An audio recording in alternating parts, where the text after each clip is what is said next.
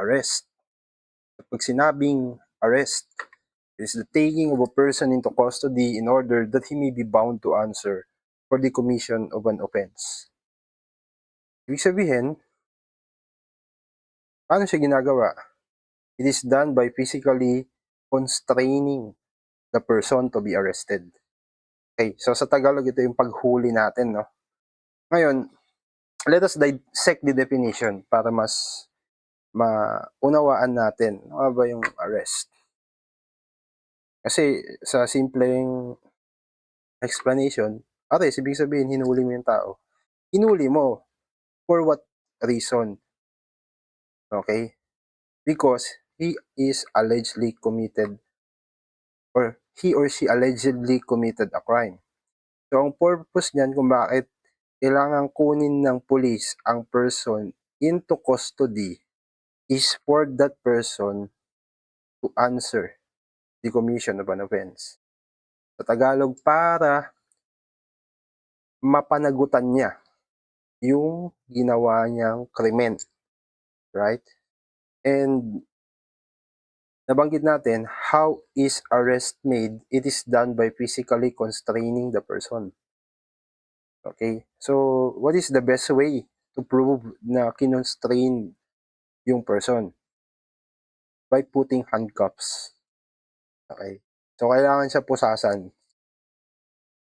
Just to prove, o para may pakita that you as a law enforcement constrained the person, arrested the person. Okay? So, ito nga siya, no? An arrest is made by actual restraint of a person to be arrested or by his submission to the custody of the person making an arrest. So, dito sa or, okay, sa pangalawang mode ng arrest is arrest can also be made by the submission of the person to the person making an arrest. Ibig sabihin, voluntary surrender. Okay, voluntary surrender. So, dalawa yan, no? Either sa pilitan kang i-constrain ng police, kunin ka nila physically para mapunta sa custody nila, or kusang kang sumuko sa kinauukulan para mapanagutan yung ginawa mong krimen o linisin yung pangalan mo. Right? Moving on, meron tayong tinatawag na warrant of arrest. Ano ba yung warrant of arrest? Ay, magandang topic to. Warrant of arrest, by definition, is an order in writing. So, ibig sabihin, dokumento yan, mga kaibigan. Issued in the name of the Philippines. Okay? Ini-issue yan, inilalabas sa ngalan ng people of the Philippines. Signed by the judge and directed to a peace officer commanding him to arrest a person or person stated therein and deliver them before the court. So, sa madaling salita, pag tinanong ka, sino ang nag-i-issue ng warrant of arrest? It is the court. Okay? Presiding officer ng court ay yung judge. Okay? Yung judge ang naglalabas ng warrant of arrest. Ano yung warrant of arrest? Dokumento. Okay? Anong nilalaman yan? Ang nilalaman yan ay pangalan ng taong aarestuin. Okay? Inuutusan yung police officer na arestuhin ang taong particular na tao at dalhin sa korte. Okay? Ang itsura niya parang ganito, guys. Ito nakita ko lang sa Google, credit to the owner. Okay, we do not intend to steal photos, but maraming photos dito na nakuha ko lang din sa Google. Disclaimer, hindi po sa akin yun. So, yun, pag-aari. So, here is an example of warrant of arrest. Is an order in writing. Sino nag-issue? Judge. Okay. In the name of the people of the Philippines. Directing a peace officer. Okay. Papansin nyo ito. To any officer of the law. Okay. Sino mang tagapagpatupad ng batas. Okay. Kayo ay inuutusan. You are hereby commanded na arestuhin si Serafin Clavel II at si Mark Lovell, si Bedona,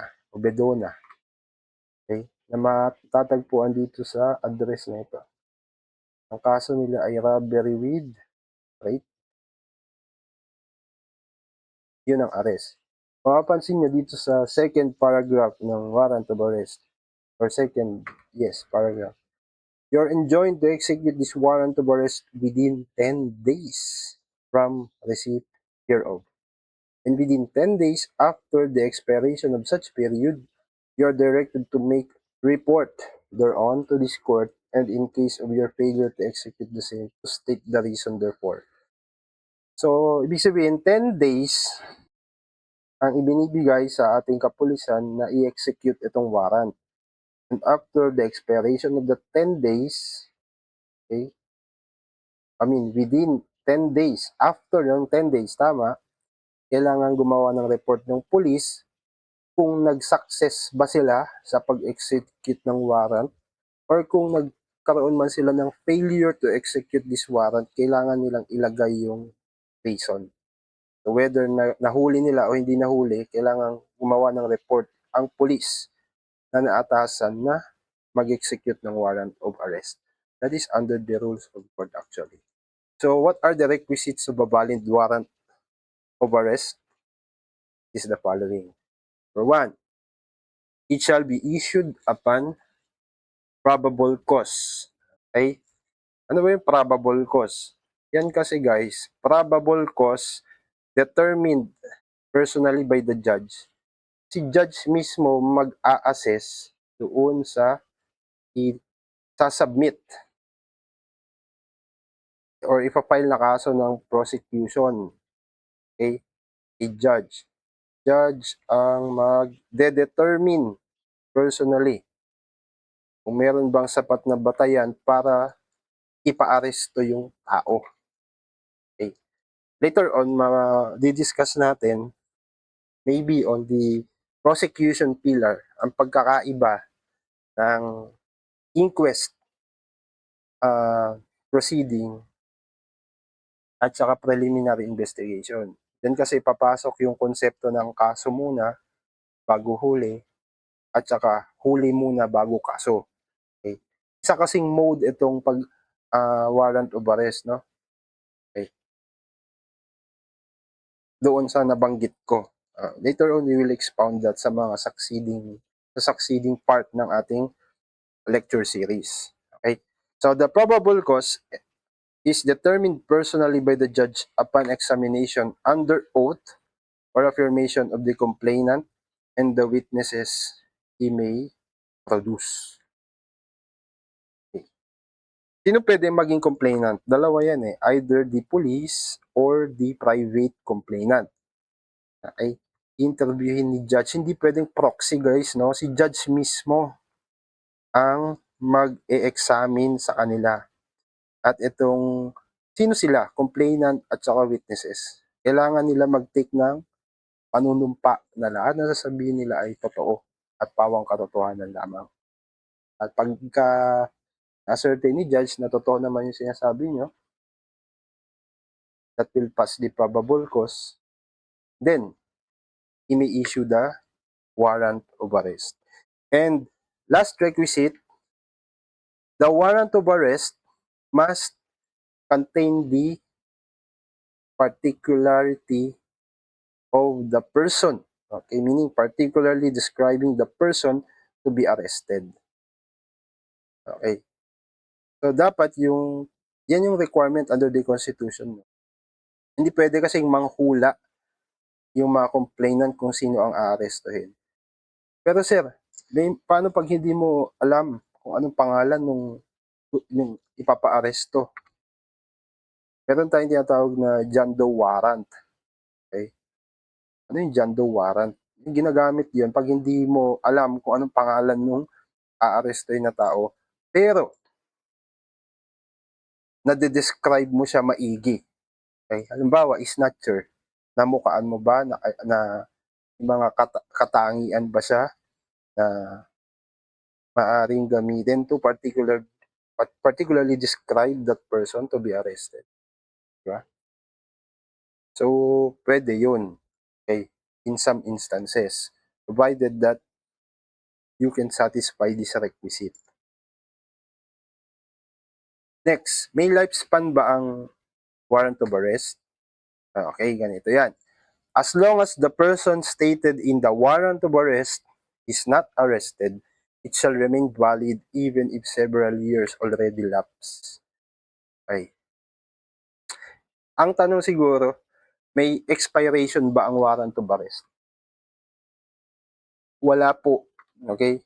Basta kung may warrant of arrest na yung person, as long as hindi pa siya na-aresto, may visa pa rin yan. May visa. Hindi po yan hindi yan nag-expired basta-basta. Okay? Yan nag-expired basta-basta. Basta't gumugulong yung kaso mo. At hindi iyan nadi-dismiss o natatapos. Actually dito, wala pang paglilitis dito, no? Pinapa-aresto ka pa lamang ng court. Okay? Walang expiration yan as long as hindi ka pa na-aresto. However, the head of the office to whom the warrant of arrest was delivered for execution shall cause the warrant to be executed within 10 days. So under the rules of court, ito guys, no? Ito kasi ang rules. Pag ikaw officer ka, police ka, yung warrant service officer yata ang tawag doon. Okay? So yung ang trabaho niya mag-execute ng warrant, ha? Meron kang 10 days na binibigay under the rules of court para i-execute ang warrant of arrest. Ngayon, after the 10 days, after the expiration of the period, within 10 days, kailangan mong maggawa ng report. Siyempre, i-inform mo si court. Anong nangyari dun sa warrant? Nahuli mo ba? Hindi mo ba nahuli? Anong dahilan? Ilalagay dun sa report. Okay, ito yung 10 days na binabanggit natin. Within 10 days after the expiration of the period, the officer to whom it was assigned for execution shall make a report to the judge who issued the warrant. Ano ibig sabihin yan? Di 10 days. Okay, na-receive mo yung warrant. Na-receive mo. Next time, gagamit na nga lang ako ng tablet. Mas maganda yata magsulat dun. So, 1 to 10 days. So, sa baba. Expired na. Okay. Expired na dyan yung period. Kailangan mo na ngayon gumawa ng report. Ano nangyari sa warrant. Okay, so from the 11th day to 20 days. Bakit? Kasi within 10 days after the expiration of the period. Mula nung ma-receive mo, meron kang 10 days to execute the warrant. After 10 days, within 10 days, ano naman, okay? You need to file a report to the court. Ano yung warrantless arrest? Diba? Meron tayong warrantless arrest kung tawagin. Ito, under the rules of court, guys, at disclaimer lang, no, hindi po ako lawyer, ako po ay registered criminologist. But, meron din kasi kaming subject na criminal procedure. So, doon sa criminal procedure, pinag-aaralan din po namin ito. Itong aspect ng rule of court. Okay, meron tayong tatlong klase ng warrantless arrest. Sino ba ang pwedeng mag-execute ng warrantless arrest? Usapan natin. A peace officer. Sino yan? Yung ating kapulisan. Or a private person. Sino yan? Ikaw na nanonood kung private person ka. Ako na private person. May, without a warrant, arrest a person. Bah, diba? Tayong mga ordinaryong citizen, binibigyan tayo ng kapangyarihan ng rules of court na pwede tayong umaresto ng tao kahit walang warrant of arrest in the following instances. First, When in his presence, the person to be arrested has committed, is actually committing, or is attempting to commit an offense. Ano ibig sabihin nun? When in his presence, sino si his? Tayo. Di ba? Ikaw, ako, o kaya yung police. The person to be arrested has committed. Okay, present ka, yung tao gumawa ng krimen. Or nakagawa ng krimen. Diba? May sinuntok siyang tao. Physical injuries. As the case may be, no? Depende. Kung slight ba yan, less serious or serious physical. O kaya, sinaksak niya, namatay. O kaya, may nakita kang ginagahasa. O kaya, pagnanakaw. Okay. Pwede mo ba arrestuin yun? Yes. According to rules of court, kahit hindi ka police, pwede yun. Ang tawag natin dyan ay citizen arrest. Actually committing, di ba? In your presence. Nakita mo yung tao, gumagawa ng krimen. Nagnanakaw. Has kasi past tense yan di ba? Past tense.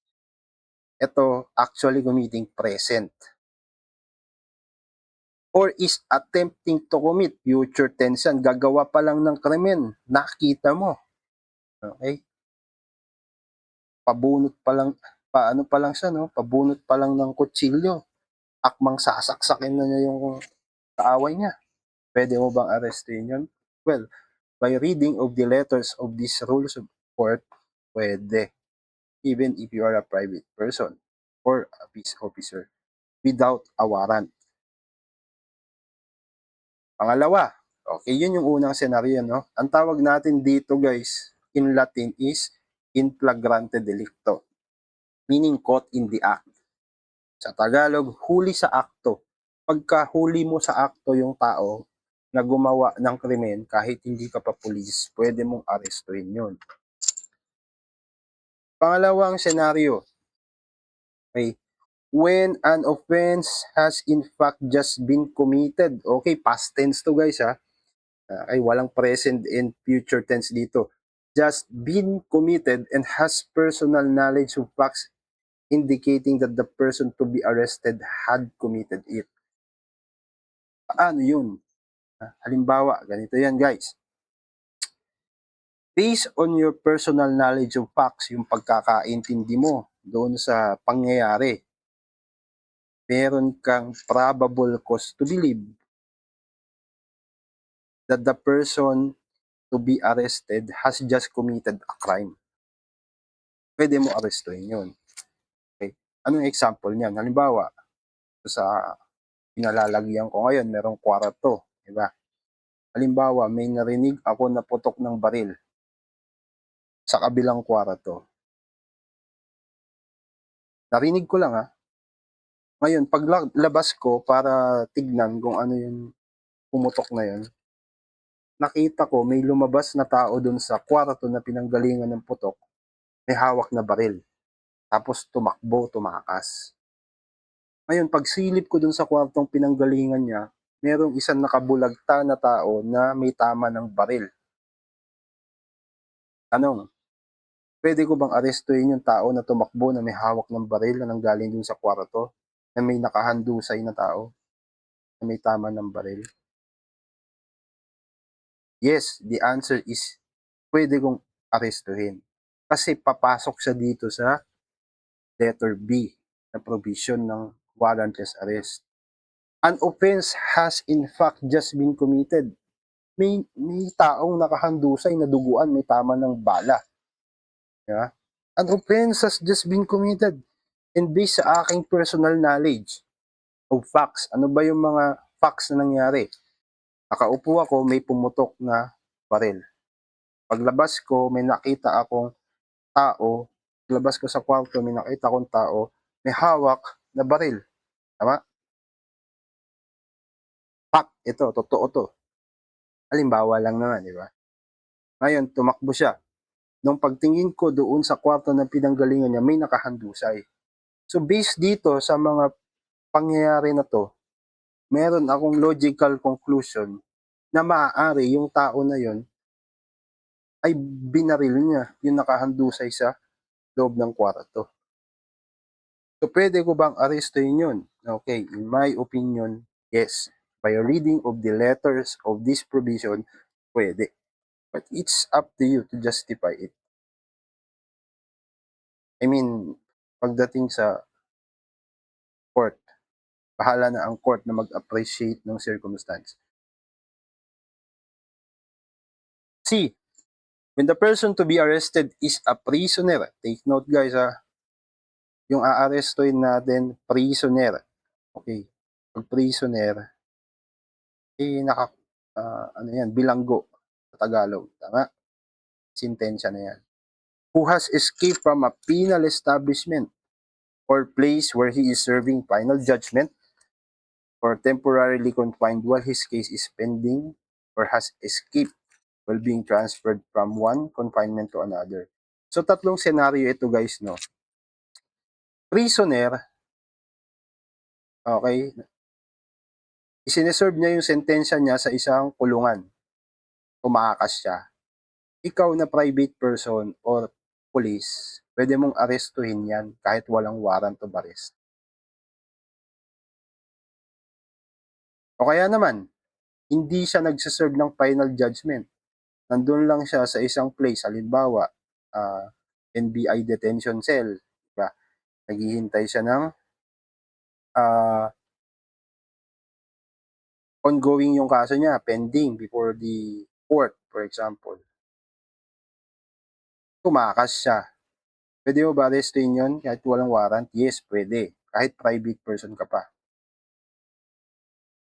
Pangatlong senaryo, yung prisoner, trina-transfer from one facility to another. Galing siya ng jail, transfer sa Muntinlupa, for example. Okay. And during the transfer, tumakas. O kaya nakatakas. Pwede mo ba arrestuhin yun? Yes, pwede. Kahit walang warrant, yes, pwede. Kahit hindi ka pulis, yes, pwede. Sinong may sabi? Rules of court. So, ito yung mga circumstances na pwedeng umaresto kahit walang warrant of arrest. Right? What if the person lawfully arrested escapes? Okay, dito wala pa tong one guys, no? Wala pa tong final judgment. If a person lawfully arrested escapes, ito lawfully arrested, ito ay suspect. Nakagawa yan ng crime. Ngayon, inaresto siya ng ating kapulisan. Ngayon, after niya maaresto, nakatakas siya. Diba? Nakatakas siya. Pwede ba siyang arestuhin? Yes. Sino ma-aresto? Any person may immediately pursue or retake him without a warrant at any time and in any place within the Philippines. Ang tawag dito ay hot pursuit. Hot pursuit operation.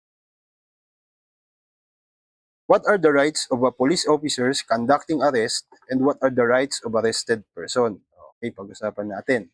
Ang isang pulis na aaresto, meron siyang karapatan na kung tawagin ay summon assistance. Ano yung summon assistance? Usapan natin isa-isa mamaya. Number 2, break into building or enclosure and break out from the building or enclosure. Okay. Pag sinabi nating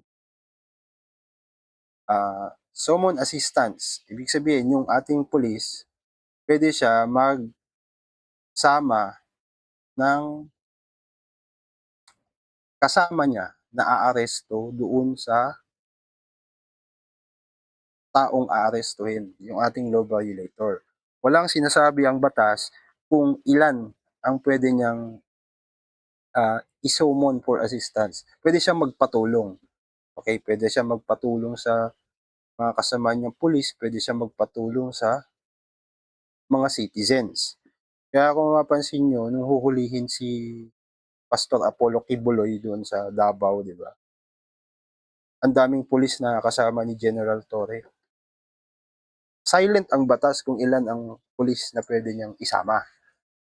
But it's up to his police discretion because he has the right to summon assistance. Number 2,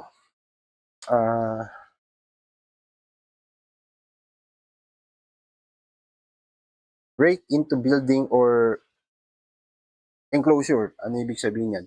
Pag may aarestuhin tao ang pulis at yung aarestuhin niya ay nasa loob ng isang building o kaya enclosure o kaya bahay, meron siyang karapatan na pasukin iyon. Pero may mga requisite yan, mga kaibigan. Kailangan mo nang i-announce ng pulis, merong reasonable belief na yung tao nga arestuhin nandun talaga sa loob ng bahay. Meaning, dapat meron kang somewhat basis na nandun siya. Okay? Probable cause. Ayun. Pangalawa, kailangang i-announce ng pulis yung authority niya para arestuhin yung tao na nasa loob ng bahay o kaya building or enclosure. At in-announce niya yung intensyon niya na pumasok doon. So, kailangan may warning. Ngayon, pag hindi siya pinapasok, meron siyang karapatan ngayon na pasukin, pwersahin yung pagpasok doon sa loob ng bahay para ma-aresto niya yung taong aarestuin. Ngayon, sinira ng pulis yung pinto. Pwede ba siyang kasuhan ng may-ari ng bahay? The answer is no, because that is a right. Ibig sabihin, justified yan. No? In the eyes of the law, there is no crime that is committed. That is lawful. Kaya nga, pagka nag-announce ang pulis, napapasok siya sa bahay mo dahil may aarestuhin siya, you must understand na karapatan niya yun, na binigay ng ating batas. Ngayon, pag nag-refuse ka at may nasira sila, lawfully, no? Hindi yun pananagutan ng kapulisan. At the same time, ang kapatid niyan is the right to break out from the building or enclosure. Anong ibig sabihin ng the right to break out from the building or enclosure? Hindi nakapasok na yung pulis sa loob.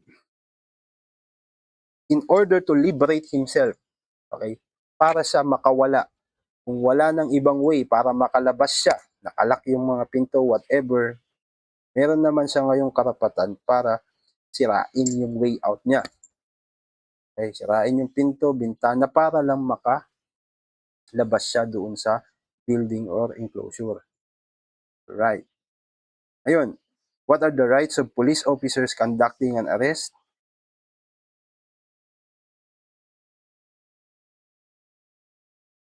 And what are the rights of arrested persons? Ito tayo, what are the rights of the arrested persons?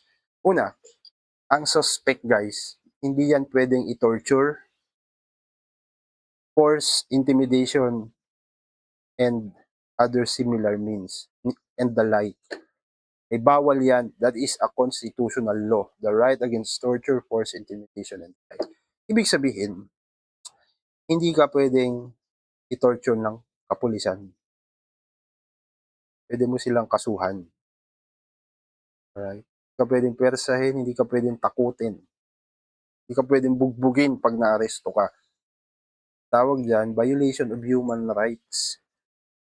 Number 2, right to be visited and conferred privately with his lawyer in the jail or any other place of custody at any hour of the day or night, subject to reasonable regulation. So, pagka yung tao inaresto, halimbawa, na nagkakailala ka, na-aresto, kamag-anak, o ikaw ba aresto, you must understand na merong ang karapatan para bisitahin nino ng lawyer mo. Okay? To confer with your lawyer in the jail or any other place of custody at any hour of the day or night, subject to reasonable. Meron din, no, abogado, yung doktor mo, pwede rin yun. Immediate family members, pwede rin yun. You have that right, provided na it is subject to regulations or reasonable regulations ng place of confinement, like for example, jail. What are the crimes that may be committed by a police officer while conducting arrests, whether with or without warrant? Okay, ano naman ito? Ito yung mga krimen na maaaring ikaso sa ating kapulisan pag sila ay umaresto ng tao. Dapat ito yung mga bagay na alam ng ating mga pulis. At ikaw bilang isang private citizen, kailangan alam mo rin dapat ito. Lalong-lalo ka na kung criminology student ka, criminology graduate na magte-take ng board exam. Kasi ito yung mga maaring tanungin sa board exam para pumasa ka. Number 1, under Article 125 of the Revised Penal Code, yung tinatawag na delay in the delivery of justice, ay delivery of arrested persons to the proper judicial authority. Anong ibig sabihin nito? Ide-deliver ba natin yung naaresto na tao sa sino yung judicial authority? The court, mga kaibigan. Ganito yan. Ibig sabihin ng delivery is masampahan mo ng kaso yung akusado natin. Kasama na rin dyan kung i-require na siya ay ipakita doon sa husgado. Okay. Kung light penalties,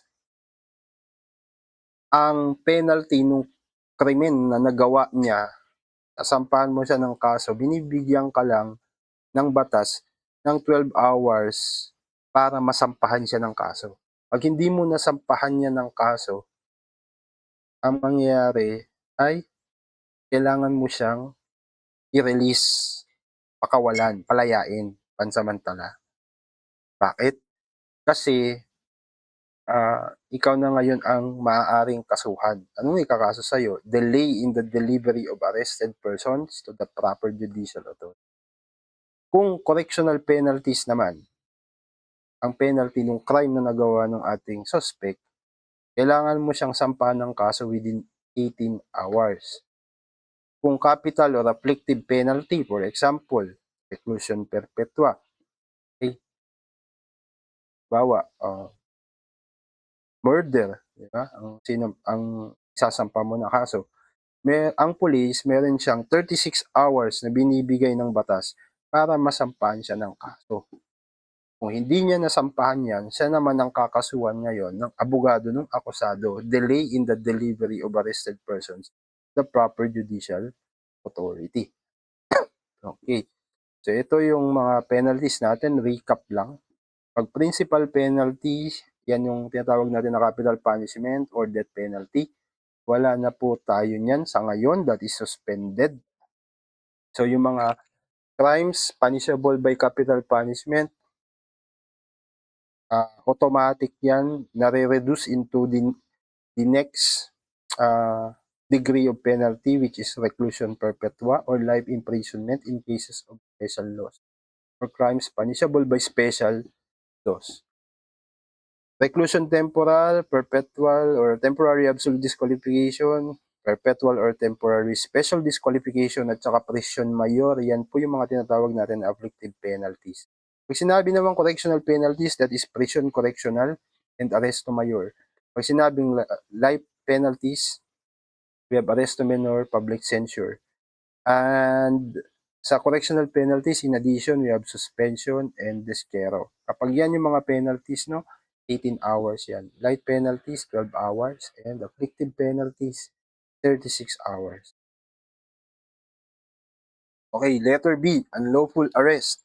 Ano ba yung unlawful arrest? How is it committed? It is committed by any person who, in any other than those authorized by law, shall arrest or detain another for the purpose of delivering him to proper judicial authority. So, that is Article 269 of the Revised Penal Code. So, paano siya nako-commit? Dito kasi guys, sa unlawful arrest, inaresto mo yung tao nang wala kang legal authority to do so. Halimbawa, wala kang warrant of arrest o kaya hindi siya pasok doon sa warrantless arrest pero hinuli mo siya and ang purpose mo is para i-deliver siya sa proper judicial authorities. Okay? Pero wala kang proper legal authority. Ibig sabihin, walang sapat na batayan pero inaresto mo siya. Okay, pwede kanyang kasuhan pabalik ng unlawful arrest. Be it a police officer or a private person, kung wala kang authority na mag-aresto sa kanya, kahit pa sabihin mong gumawa siya ng crime, pwede kang kasuhan ng unlawful arrest. Another crime na maaring makomit ng public officer or employee naman, mga kaibigan, ay yung tinatawag na expulsion. So dito sa expulsion is committed by any public officer or employee who, not being authorized by law, shall expel any person from the Philippine Islands or shall compel such person to change his residence. Bawal po yan, mga kaibigan, no? Expulsion from the word expel, ibig sabihin, pinapalayas mo yung isang tao sa kanyang sa dito sa Pilipinas o kaya doon sa kanyang tirahan. Pinipilit mo siya na magpalit ng tirahan. Halimbawa, di ba, pulis siya, pulis. Pulis ka. Ang sabi mo, ayaw ko na makita yung pagbumuka mo dito sa Quezon City. Ngayon, ang nangyayari, pinipersa ng pulis yung tao na palitan yung kanyang residence. Ang tawag dyan, expulsion. That is a crime under Article 127 of the Revised Penal Code. Pwedeng kasuhan yung pulis na to, or even public officer or employee na wala namang authority para ikaw ay i-compel, no? I-expel, i-compel na lumayas ka dito sa Pilipinas o lumayas ka sa kung saan man ka nakatira, ay bawal yun, krimen yun, mga kaibigan. Now, we have the topic search and seizure. Ano ba yung search and seizure? Diba? Pag sinabi nating search, that is the act of looking into carefully in order to find some concealed items. So dito guys, sa search, you are making an effort to look for something. Diba? Nag-e-effort ka na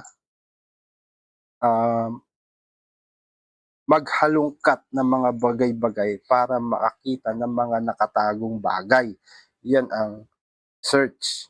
Pag sinabi naman nating seizure, yung kapatid ng search is to take into custody of something. Ibig sabihin, in other terms, confiscate, kunin yung bagay. Okay? So may search tayo, may hinahanap kang nakatagong bagay, and then seizure, ito yung pagkuha doon sa bagay. Okay, sinong may trabaho nito? Yung ating kapulisan, gentlemen and ladies. Diba? Sila ang naatasan ng batas to conduct search and seizure. Dito papasok yung tinatawag na search warrant. Ayun guys, ang general rule, tatandaan natin to. All search must be done by virtue of search warrant. Okay? Lahat ng search, kailangan merong search warrant. Yan ang general rule.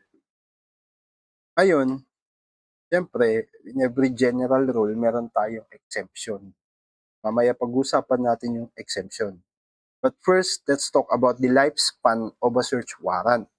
Okay, pag sinabi nating search warrant, under Section 10, Rule 126 of the Rules of Court, a search warrant shall be valid within 10 days from its date. Thereafter, it shall be void. Ano ibig sabihin nun? May expiration ang search warrant. Right? Hindi siya gaya ng warrant of arrest na kahit na mag-lapse ang 10 days, pwede pa rin ipatupad, may visa pa rin para arestuhin yung tao. Pero sa search warrant, pag hindi mo siya na-execute within 10 days, hindi na siya pwedeng gamitin pa. Okay? Kasi pag ginamit mo yan, lason yan. Okay, ito yung exemption na tinatawag natin, warrantless arrest.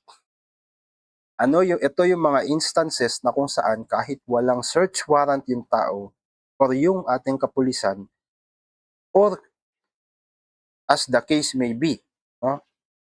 Pwedeng mag-conduct ng search, panghahalungkat ng gamit, bahay or whatever, cargo, sasakyan, na walang warrant or walang search warrant. Number one scenario, search incidental to lawful arrest. Ito yan. A person lawfully arrested may be searched for dangerous weapons or anything which may have been used or constitute proof in the commission of an offense without search warrant. Guys, ito naman ay SOP.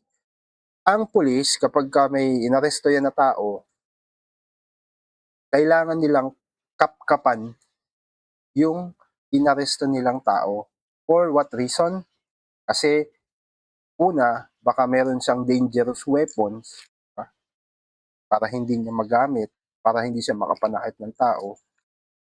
And pangalawa, para makuha nila yung mga bagay na maaaring gamiting ebidensya para patunayan yung ginawa niyang krimen kung bakit siya inaaresto. At iba pang mga illegal na bagay kung meron man. Kailangan ba ng search warrant dito? Hindi na. Kasi dito, lehitimo na inaresto mo yung tao. Pwede mo siyang, ang next step dyan is i-search siya. Warrantless search ito. Pangalawa, yung tinatawag natin na consented search. Ano yung consented search? The right against unreasonable search and seizure may be voluntarily waived by a person being searched. So ganito yan guys. Diba? General rule, lahat ng search, kailangan ng search warrant. Ngayon, may mga pagkakataon kasi na pwede mong i-waive itong right na ito. So have the right against unlawful search and seizure. Unreasonable and unlawful search and seizure. Hindi ka basta-basta pwedeng kapkapan ng kapulisan.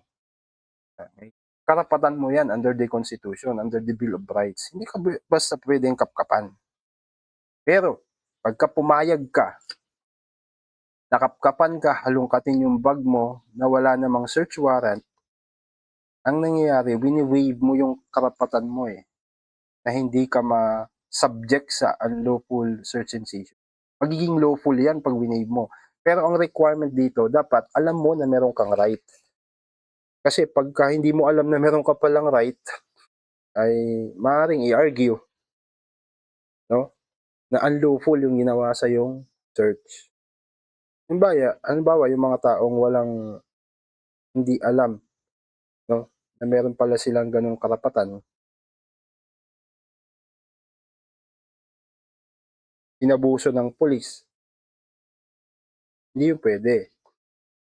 Sir, di ba ignorance of the law excuses no one from compliance therewith? Hindi, ganito kasi yan. Kailangang inform.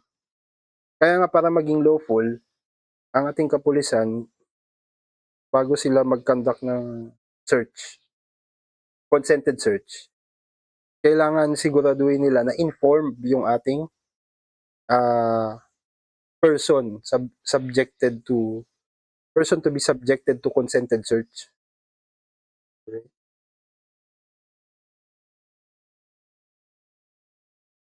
Ano yung bumubukol sa ano mo? Siguro may baril ka, no? Di ba? Sabi niya, police. Wala sir, kahit kapkapan mo pa ako, kinapkapan ka talaga. May nakuha sa yung kontrabando. Di ba? Maaring consented search yun. Pumayag ka Pag pumayag ka, winave mo na ngayon yung karapatan mo against unlawful search and seizure. Yun yung consented search. Pag pumayag ka, pwede nilang gamitin yun. Pero kung hindi ka pumapayag at wala naman silang other justification para i-search ka, hindi yun pwede. Okay? Hindi yun pwede. Kahit may makuha silang illegal na bagay sa'yo, kung unlawful, okay, yung pagka-search nila sa'yo, hindi nila pwedeng gamitin yung ebidensya na nakuha nila sa'yo laban sa'yo. Yan yung tinatawag na natin na lason, di ba? Root of poisonous tree. Okay, exclusionary rule at saka fruit of poisonous tree. Siguro in another video, i-expound natin yung topic na yan. And then, pangatlo, we have the plain view doctrine. Ano ba yung plain view doctrine, guys? From the word plain view, ibig sabihin, walang effort to look into carefully. Okay? Illegal things at site may be seized even without a warrant to do so. The things must be readily seen without any effort of locating. Okay, ano ibig sabihin nun? Nakita ng ating pulis na mayroong illegal na bagay. Yan, dito papasok yung plain view doctrine. Pwede nilang kumpiskahin yung illegal na bagay na yan kahit wala silang search warrant. Ha? Bawa, naglalakad ka, parang kala mo GTA, may hawak kang baril, winawasiwas mo. Pwede nilang kumpiskahin yan. Tanungin ka, meron ka bang kaukulang permit para dalhin yung baril mo, di ba? Ngayon, kung wala kang may pakita, pwede nilang kunin yan. Di ba? Under the doctrine of plain view. O kaya, di ba, checkpoint, wala kang ito no, ang plain view doctrine ang ginagamit sa mga road checkpoint kung tawagin natin. Ang ating kapulisan, limited lang sila sa plain view doctrine. Kung ano lang yung makita nila sa'yo, basically hindi ka nila pwedeng kapkapan. Hindi ka nila pwedeng pilitin na buksan yung compartment mo. Buksan yung bag mo or whatever. Buksan yung trunk ng sasakyan mo. Hindi pwede yun. Okay? Ang pwede lang nilang gawin is obserbahan ka. No? Obserbahan kung meron ka bang illegal na bagay na dala-dala kasi pwede nilang kumpiskahin yun under the doctrine of plain view. Pero kung sabihin nila na buksan mo nga yung compartment ng motor mo at titignan ko, hindi pwede yun. No? Pero pag binuksan mo naman, okay, that is consented search eh. Pag may illegal na bagay na nakita doon, yari ka. Hindi ko kayo tinuturuan na gumawa ng mali, guys. No? Hindi. Pero let us talk about reality for a moment bago natin ituloy-tuloy itong review. So, ang reality kasi, di ba, ganito. Ang reality, pagka checkpoint, di ba may mga motorista na nilalagay nila yung compartment nila nilalagay nila yung mga papeles ng motor nila doon sa compartment. Kapag binuksan mo yan, kinuha mo yung nire-require na ORCR at lisensya, edi pati yung police makikisilip din. Ngayon, kung may illegal ka na bagay doon, yari ka. Kasi plain view yun eh. Binuksan mo, tinignan lang niya. Wala siyang pamimilit na ginawa. Okay? Pero kung yung uutusan ka niya na buksan mo nga yung compartment mo para makita ko, pwede mo tanggihan yun. Kasi karapatan mo yun eh. They are limited to plain view. Plain view doctrine. Another thing is the search conducted by Bureau of Customs. Okay? In the performance of their functions, pursuant to their mandate, ang Bureau of Customs para i-check yung mga pumapasok na kargamento dito sa Pilipinas, okay, mga bagay subject to their regulation, hindi na nila kailangan ng search warrant. Okay, that is one of the exceptions. And search conducted by security guards on post, okay, hindi rin nila kailangan ng search warrants. Halimbawa, sa private property ka pumapasok, no? May mga security guard dyan, halimbawa sa subdivision, o kaya sa mga commercial establishments. They have their own rules as a private entity. Kaya ba, papasok ka sa bahay ko, di ba? Gusto ko, bago ka pumasok, i-check muna lahat ng dala mo para ma-ensure ko yung safety ko. Pwede yun. Bakit? Hindi naman sila gobyerno eh. Ha? Hindi sila gobyerno. Particular kasi guys, yung Bill of Rights natin, rights against unlawful and unreasonable search and seizure, yan ay applicable sa ating gobyerno. Bakit? Kasi yung Bill of Rights natin, hindi naman talaga siya rights. Sabi nga ni Miriam Defensor Santiago, ang Bill of Rights really ay listahan ng mga limitasyon ng kapangyarihan ng gobyerno. Okay? Kasi nga, sila ang may kapangyarihan. Yung kapangyarihan na binigay ng batas, maaari nilang maabuso yan. No? Kaya sa kanila, applicable yung Bill of Rights natin. Limitations of their powers against the citizens. Yung private person, halimbawa ako, hindi ko kailangan ng search warrant para halughugin yung gamit mo kung papasok ka sa bahay ko. Rules ko yun eh. Rules ko yun. Hindi mo pwedeng invoke sa akin yun. Warrantless search. Kaya yung extension, yung security guards natin, pwede yan. Papasok ka sa mga private entity nila. Hindi mo pwedeng sabihin, meron ba kayong search warrant para halughugin yung bag ko? Hindi mo pwede sabihin yun. Now, letter F. Search in moving vehicles, checkpoints. Under search in moving vehicles, especially in checkpoints, moving vehicles may be searched provided that it is limited to visual search. Ika nga. Yung tinatawag natin na plain view kanina. Visual search. Hindi pwedeng maghalughog ang pulis ng kagamitan mo except na lang kung meron silang reasonable suspicion. Okay, that is another story na pag-uusapan natin in another siguro video. Magandang topic yun eh. Moving on, sa visual search lang, no? So kung ano lang yung nakikita nila, limited, mga bagay na limited lang sa paningin nila, yun lang yung hangganan ng pwede nilang i-search.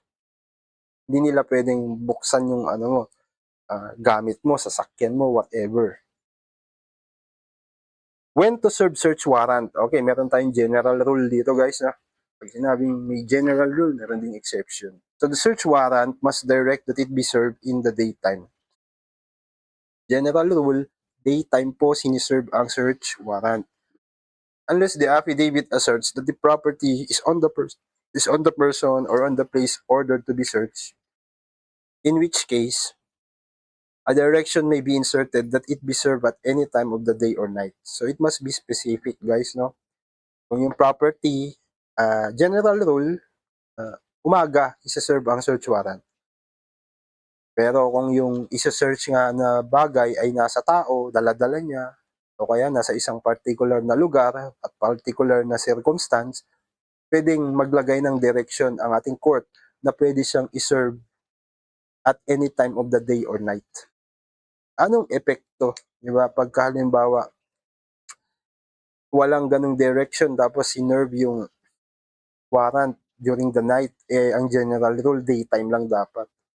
Then that may be a violation that exceeds the service of the warrant. Okay?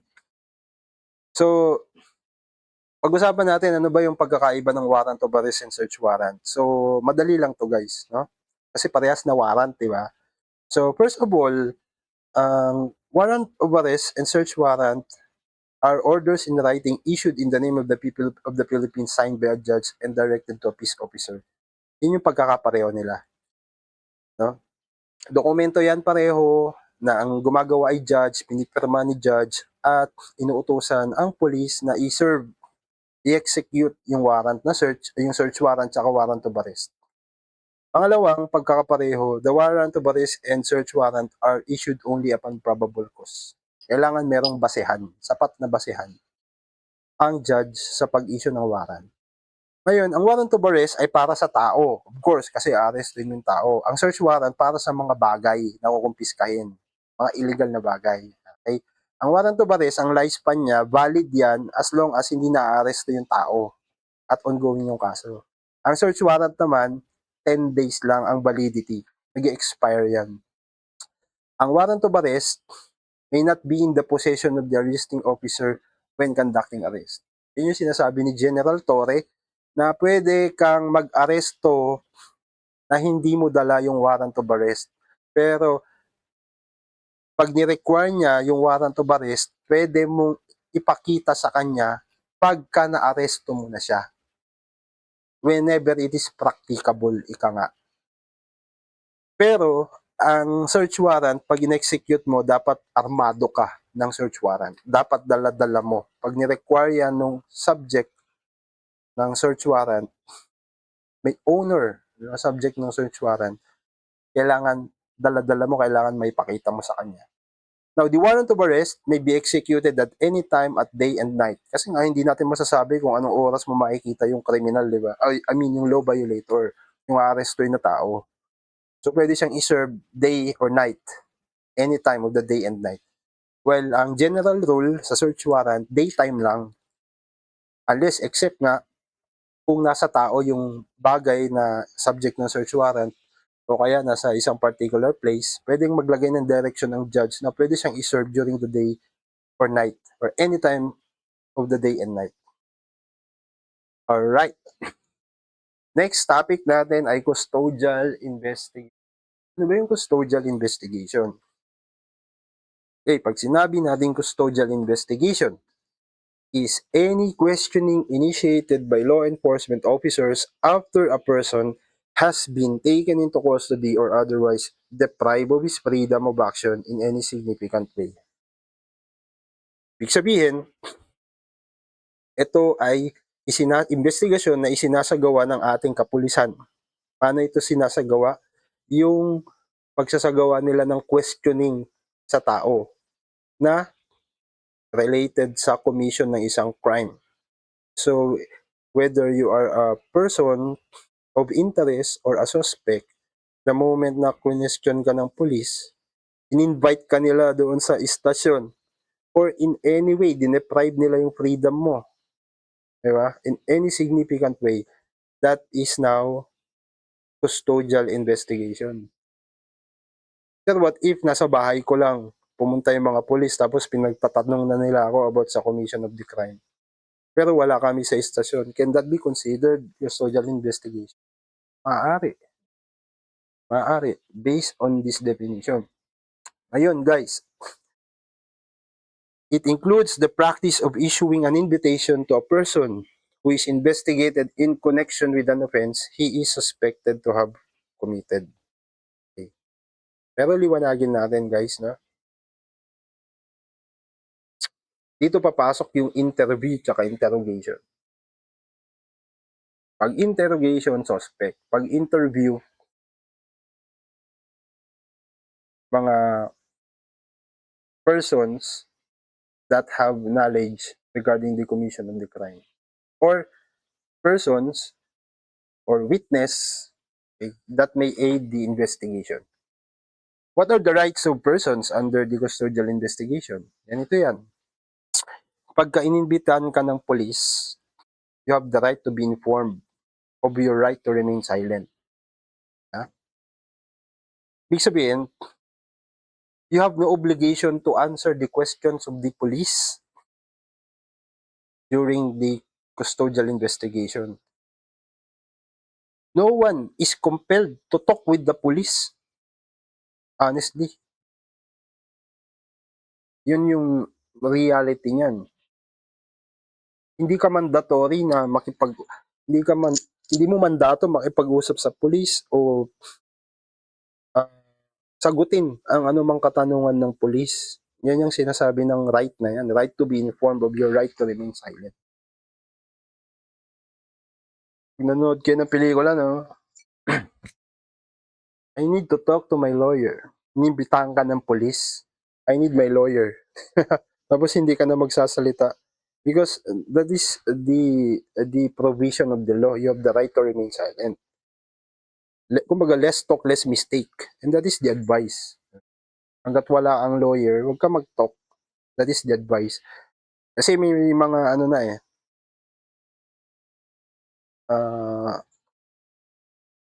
pagka kakasalita mo, nagkakaroon ng sometimes, no, irreversible errors.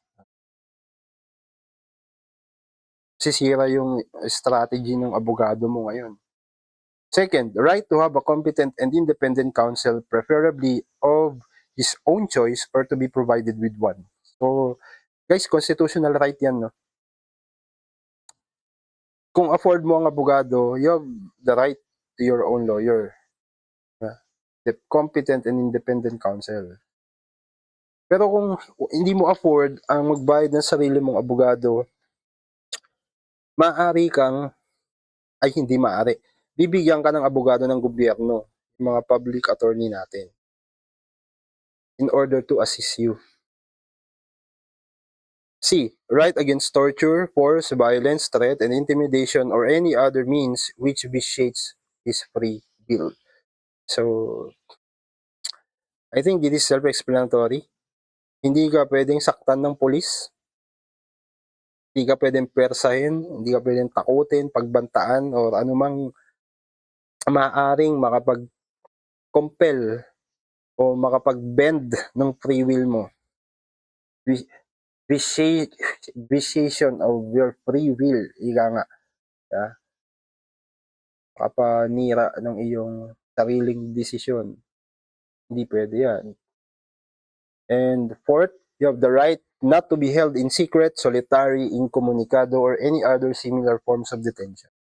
So, kapag ikaw ay under ng custodial investigation, questioning ng police, hindi ka pwedeng ibaratulina. Alright? Hindi pwedeng secret yung pinaglagyan sa iyo na kulungan. No? Hindi pwedeng mag-isa ka lang. Hindi pwedeng wala ka nakakausap, incommunicado. Wala kang communication, or any other similar forms of detention. Hindi pwede yun. Then we have the what is so-called confession. Ano yung confession? From the word confess. Confession involves an acknowledgement of guilt or liability. So, ito yung pag-amin ng kasalanan mo, no? Na meron kang participation sa paggawa ng crime. Ang confession, ng requirement dyan ng law, must be expressed. Ibig sabihin, maliwanag talaga. In-express mo. Malinaw. Diba? Binanggit mo, inamin mo na meron kang ginawang kasalanan o krimen o paglabag sa batas.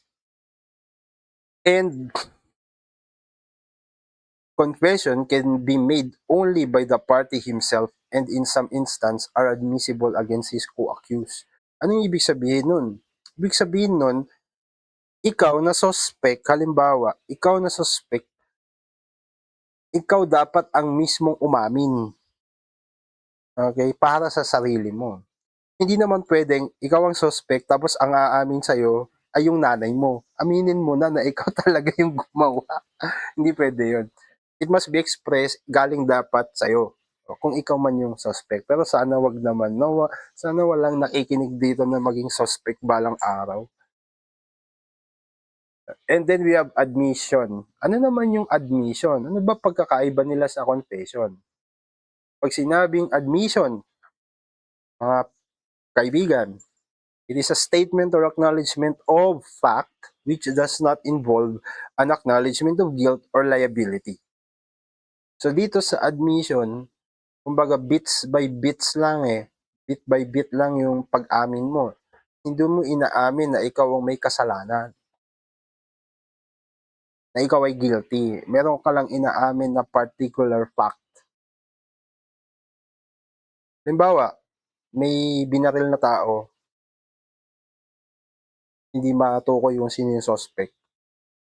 Pero based doon sa bullet na na-recover, doon sa katawan ng biktima, at saka doon sa cartridge na nanggaling doon sa baril, based on ballistic tests na ginawa ng kapulisan, na-identify nila na nagmamatch yung bala at cartridge sa isang registered na firearm. At yung firearm na to, ang may-ari ikaw. Halimbawa, ikaw ba ang bumaril kay Mr. Pedro? Oo, ako ang bumaril kay Mr. Pedro. That is confession, di ba? Pero kung ang sinabi ng tao, ikaw ba ang bumaril kay Pedro? Hindi ako ang bumaril. Pero ikaw ba ang may-ari ng baril? Oo, ako ang may-ari ng baril. Pero hindi ako ang bumaril. Diba? That is admission. Inaamin mo ang particular fact na oo, involved sa crime yung baril ko, ako may-ari. Pero hindi ako ang bumaril. That is an admission. Acknowledgement of fact. But you are not acknowledging your guilt. It can be expressed or tacit. Ibig sabihin, it can be, ang tawag dito, pwedeng ikaw mismo yung nagsabi or pwedeng based doon sa logical conclusion, yun yung pinatutunguhan, okay, ng admission mo, pag-amin mo. And may be made by third person. So kung kanina sa confession, dapat ikaw mismo ang aamin sa ginawa mo, hindi pwedeng ibang tao ang aamin para sa'yo. Sa admission, pwedeng ibang tao ang mag-admit in a particular fact regarding you. Okay? Pwede yan. For example, totoo ba na mag-boyfriend at girlfriend si Mr. X at si Miss B? Sabi nung tropa mo, opo, mag-boyfriend, mag-girlfriend sila. Pwede yun.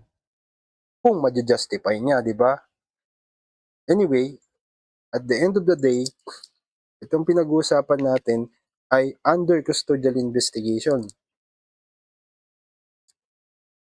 Meaning, under pa lang to sa law enforcement pillar, sa police. Pero, the end of the day, court pa rin na magde-decide sa lahat ng facts na may establish dito. Kasi ito, investigation pa lamang. Now, mayroong dalawang klase ng confession. Yung tinatawag na judicial confession at extrajudicial confession. Kapag sinabing judicial confession, from the word judicial, this is a confession made before a court. Ibig sabihin, sa loob ng korte mo, during hearing, during trial, inamin mo. Diba? Yung isang, na-guilty ka, that is judicial confession. Pag extrajudicial confession naman, inamin mo na guilty ka outside court. So, etong extrajudicial confession, halimbawa, inimbestigahan ka ng police, nang nasa police station kayo, inamin mo na ikaw yung gumawa ng crime, gumawa ka ng sinumpaang salaysay, pinirmahan mo. So, ngayon, umamin ka, di ba? Guilty ka. Pero, sa labas ng korte mo inamin. Ngayon, ang requirement dyan, it should be corroborated by evidence of corpus delicti to be sufficient ground for conviction. Ibig sabihin, yung mga nakalap na ebidensya ng ating kapulisan, dapat ay suportahan yung pag-amin mo, tumugma doon sa inaamin mo para makonvict ka. Kasi halimbawa, kahit inamin mo na ikaw nga yung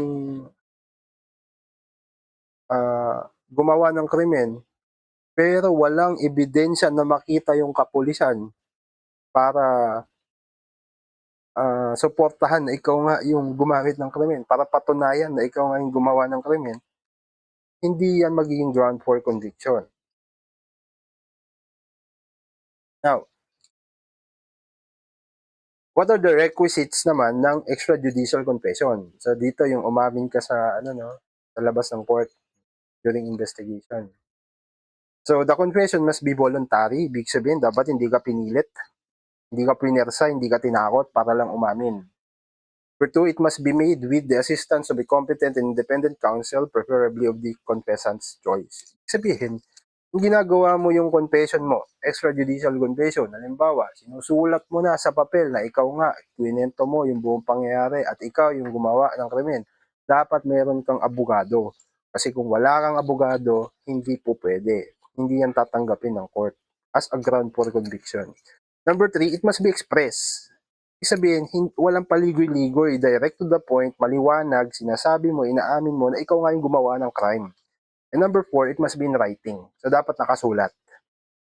Hindi pwedeng verbal lang. Yan ang requisites ng extrajudicial confession para maging admissible. Alright. So, next, kung meron man kayong mga question pala para maliwanagan tayo, kasi aminin ko, matagal na rin akong hindi nag-lecture. Medyo nagkaka-brain fog din ako minsan kasi nga sa tagal ng hindi ako nag-talk about these subjects ay medyo talagang kalawang na ako guys. No? Kaya ko rin ito ginagawa para at least man lang ma-refresh ko yung sarili ko. At the same time, may mapulot kayo na makakatulong for the board exam. So, kung meron man kayong mga question,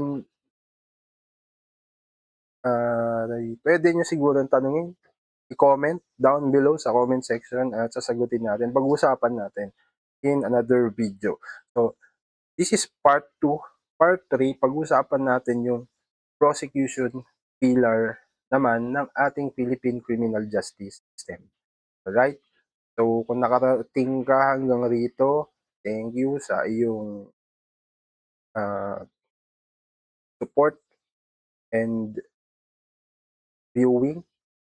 I hope may natutunan ka and see you next video.